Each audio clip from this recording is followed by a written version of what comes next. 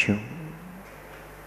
वर्तमान शासन नायक भगवान वर्धमान स्वामी के शासन काल में हम सभी भव्य जीव यहाँ विराजते हैं।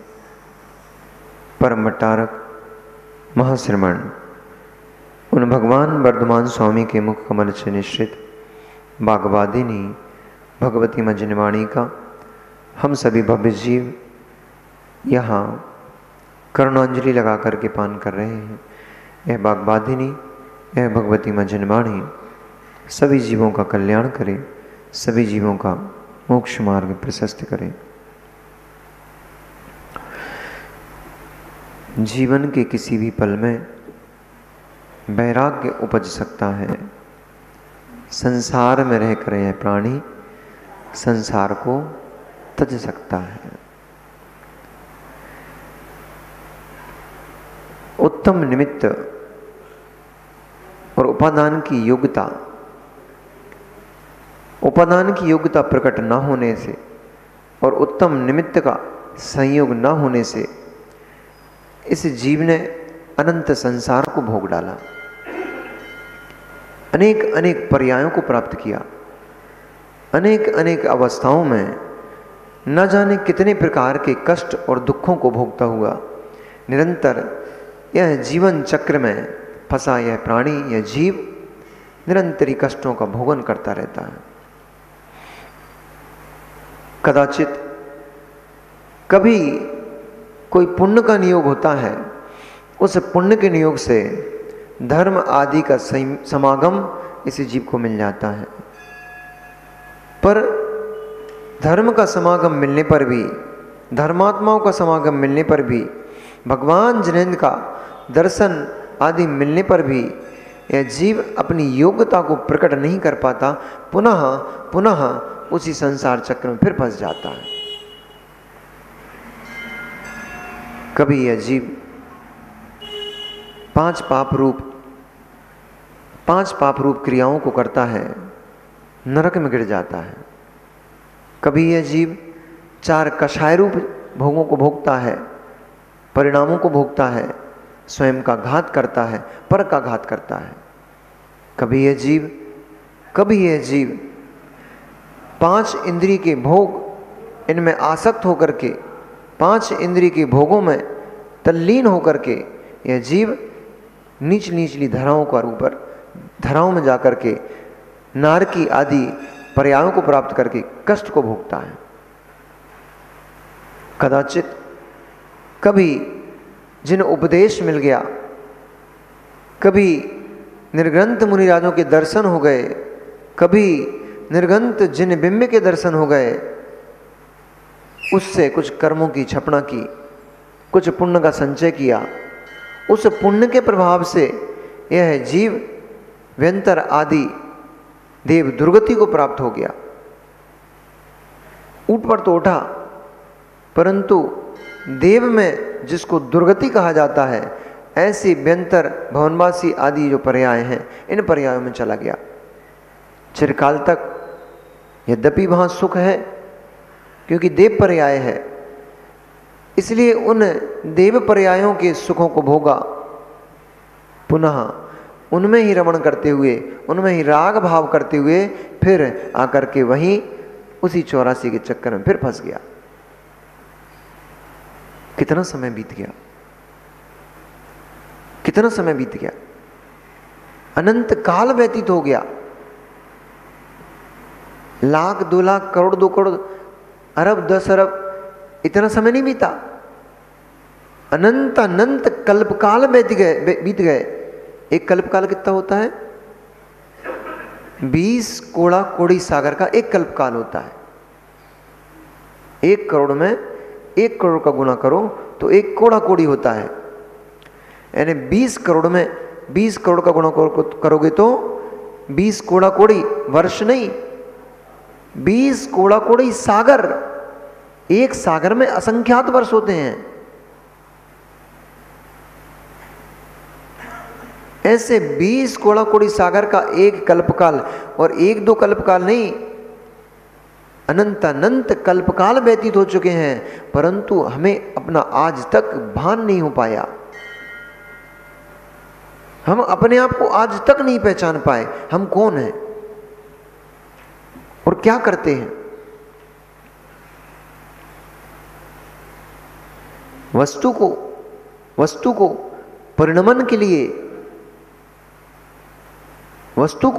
के लिए सहायता चाहिए पड़ती है, निमित्त की आवश्यकता होती है।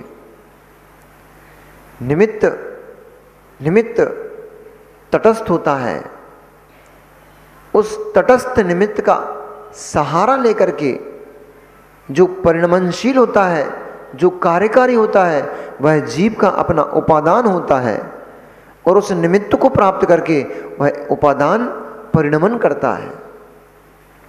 निमित्त के अभाव में भी उस उपादान की योग्यता प्रकट नहीं हो पाएगी और उपादान की योग्यता में भी निमित्त कार्यकारी नहीं होता है। दोनों ही एक दूसरे का पूरक होते हैं। निमित्त तो हैं,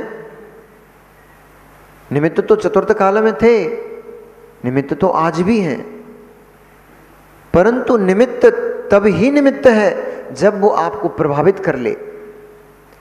निमित्त वही निमित्त है जो उपादान की योग्यता प्रकट करने में सहायक हो जाए, वही निमित्त है। यदि उस उपादान की योग्यता प्रकट करने में वो सहायक नहीं हो पा रहा तो वह निमित्त निमित्ताभास है, वह निमित्त नहीं है। होने पर भी निमित्त नहीं है क्योंकि उसने उपादान को परिवर्तित नहीं किया, उपादान को प्रभावित नहीं किया, इसलिए होने पर भी वह निमित्त ही है, निमित्ताभास है। परंतु ब्रह्मांड में निमित्त तो हैं, वे निमित्त कुछ नहीं करते हैं, निमित्त तटस्थ हैं। उस निमित्त को प्राप्त करके जो भी करना है जीव को ही करना है। आपको चतुर्थ काल नहीं मिला क्या? चतुर्थ काल में नहीं थे क्या आप राजेश जी? चतुर्थ काल में आप थे कि नहीं थे? हैं? तो चतुर्थ काल में थे ना। चतुर्थ काल से मोक्ष होता है कि नहीं होता? यदि चतुर्थ काल से ही मोक्ष होता है तो आप चतुर्थ काल में थे तो मोक्ष क्यों नहीं चले गए? इसे पंचम काल में कैसे पहुंच गए? चतुर्थ काल रूप निमित्त था, मैं भी था, चतुर्थ काल रूप निमित्त भी था, साक्षात तीर्थंकर जैसे महापुरुष उपदेष्टा भी थे, परंतु मेरे अपने अंदर का ज्ञान, मेरे भीतर का ज्ञान प्रकट नहीं हुआ, मेरी ही योग्यता प्रकट नहीं हुई, इसलिए इस पंचम काल में भटकने पुनः आ गए। वहां यदि निज का ज्ञान कर लेते तो इस पंचम काल में क्यों भटकने आना पड़ता, क्यों दुखों को भोगना पड़ता?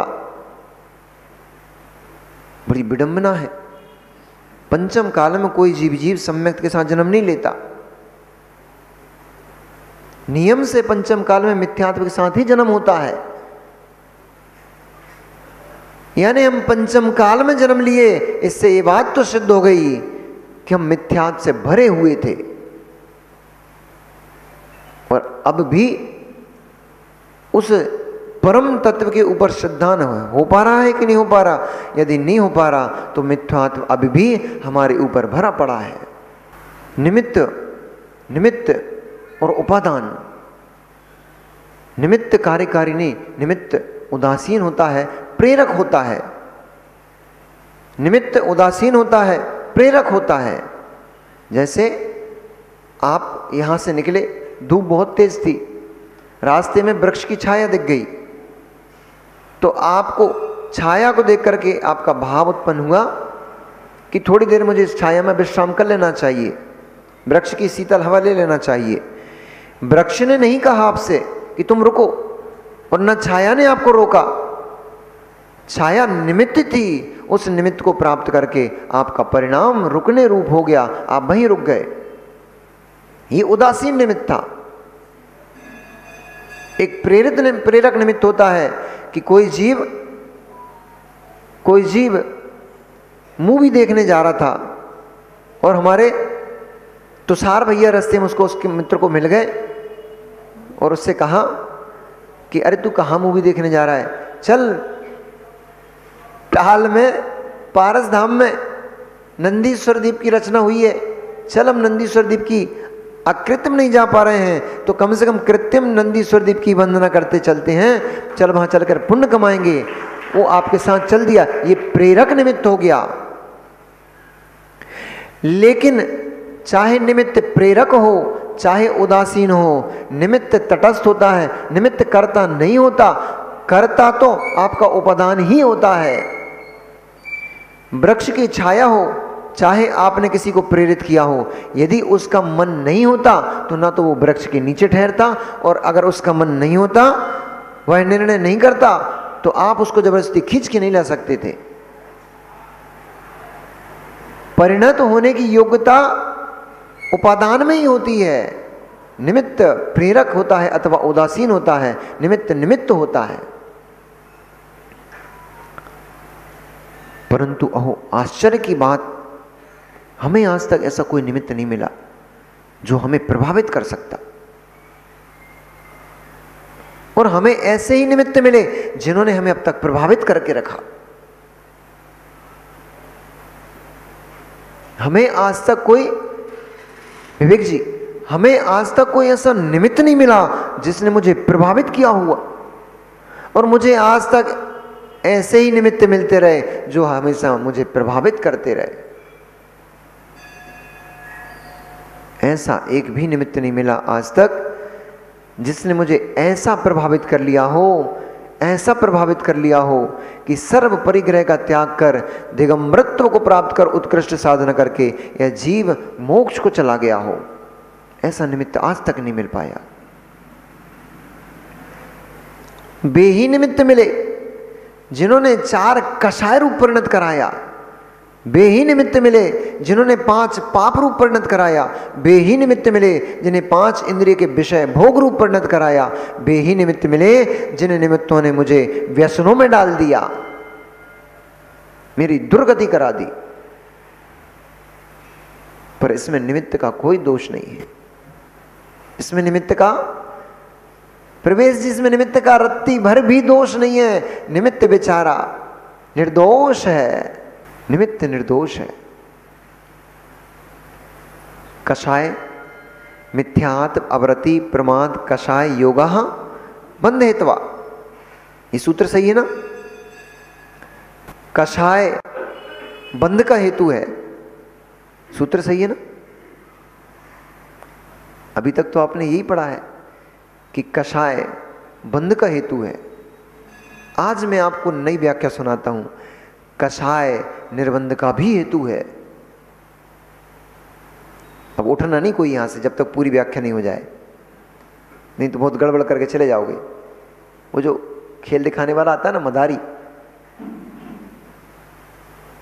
वो क्या करता है, अपने बच्चे को लेटा देता है नीचे और उसके ऊपर चद्दर ढक देता है और थोड़ी देर कुछ बातें करता है। उसके बाद बोलते हैं, ये देखो धारदार तलवार है, इस तलवार से मैं अपने के बच्चे की गर्दन काटूंगा और काट करके पुनः इसको वैसी की वैसी जोड़ दूंगा। पर मेरा निवेदन आपसे ये है, जब मैं मेरे बच्चे की गर्दन काटूं और जब तक वो जुड़ ना जाए तब तक उठना मत, नहीं तो मेरे बच्चे के प्राण चले जाएंगे, मैं अपना बच्चा खो दूंगी। करता कुछ नहीं है, गर्दन पकड़ा ऐसे ऐसे हिला हिलू के दिखा देगा। वो कहे देखो मैंने गर्दन तोड़ दी है। पर जब तक ठीक ना हो जाए तब तक उठना मत, क्योंकि पूरा खेल देखोगे तभी तो पैसे दे के जाओगे ना। तो वैसे ही मैं भी आपसे कह रहा हूं, भैया अब उठना मत, अभी मैंने बच्चे की गर्दन तोड़ी है, अब जब तक वापस उसको जोड़ ना दूं उठना मत, नहीं तो फिर कसाय से निर्बंध सुनकर ही चले जाओगे, फिर कसाय ही करते मिलोगे। क्योंकि महाराज जी ने कहा था कि कसाय से निर्बंधता का भी हेतु होता है कसाय। तो अभी तक तो हमने यही पढ़ के रखा कि कषाय बंध हेतवा, कषाय बंध का हेतु है, कषाय निर्बंध का भी हेतु है। कैसे कैसे कषाय निर्बंध का हेतु कैसे हो सकती है? कषाय हिंसा रूप परिणाम है, कषाय पाप रूप परिणाम है। चाहे क्रोध करो, चाहे मान करो, मायाचारी करो, लोभ करो, कोई भी कषाय होगी वह कषाय बंध का हेतु होती है, पर कषाय निर्बंध का भी हेतु होती है। मदिरा का पान व्यसन कर्म बंध का हेतु है। मदिरालय जाना, मदिरालय जाना, मदिरा पान करना, ये बंध का हेतु है कि निर्बंध का हेतु है? बंध का हेतु है। आप सब लोग ऐसे ही मानते हो क्या? अब ले चलता हूं मैं आपको। मदिरा का पान करना, मदिरालय जाना निर्बंध का भी हेतु है। अब बैठे रहियो भैया, हैं अभी हड्डी जोड़ता हूं मैं, अभी तोड़ी मैंने हड्डी, अब जोड़ता हूं। एक जीव मदिरालय जाता है, एक जीव मदिरालय जाता है, मदिरा का पान करता है और उसमें आनंद मनाता है। अहो मैंने बहुत अच्छा किया है, मैं इस प्रकार से मदिरा का पान कर सकता हूं। कोई रिंग बना के करता है, कोई वोदका लगाता है, तो कोई पटियाला पैक बनाता है, कोई अरे रहे हैं भैया दोस्तों के साथ तो नाम वाम सब में पता है। ये मत समझना हम पी पा के आए हैं, हमने कभी हाथ नहीं लगाया। दोस्ती यारी सबसे की है पर कभी हाथ नहीं लगाया हमने, दूर से ही छोड़ दिया था। जी ना समझो तो अच्छा है, जी बुरी चीज है साहुला जी। ये मदिरा पान, मदिरा का मतलब होता है शराब, इतना तो पता है आपको। आगे मत समझो क्योंकि आगे समझना खतरनाक है। मदिरा का नशा, शराब का नशा इस जीव के अपने अस्तित्व को भुला देता है।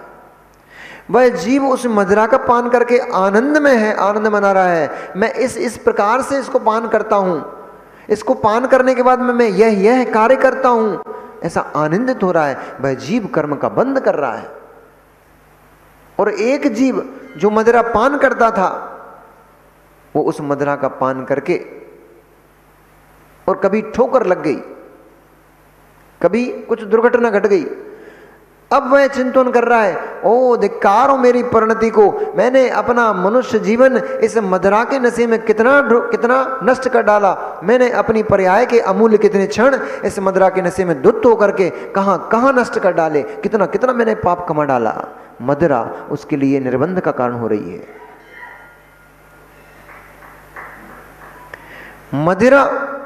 मदिरालय, एक मदपाई पुरुष मदिरालय में प्रवेश करता है, मदिरालय को देखता है।